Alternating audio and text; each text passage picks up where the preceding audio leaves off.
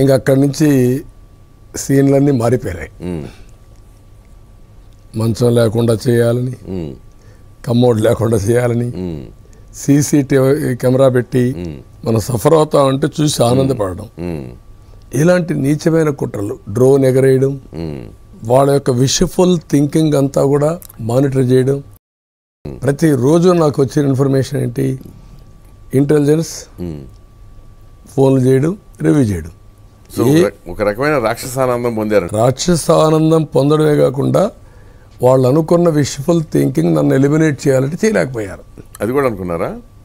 That is what everybody is saying. ఆ symptoms కూడా కనపడేది అదే కనపడస్తాయి.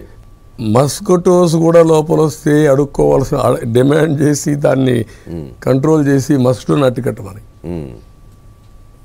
నీళ్లు చల్ల నీళ్లు ఇస్తే వేడి నీళ్ళు ఇమ్మని, కుర్చీ లేకపోతే కుర్చీ ఒకటి ఇమ్మని, అన్ని అడుక్కోవటమే. అంటే ఏ విధంగా మానిటర్ చేశారు. నాకు టాబ్లెట్స్ కూడా ఇవ్వకూడదనే ఆలోచన.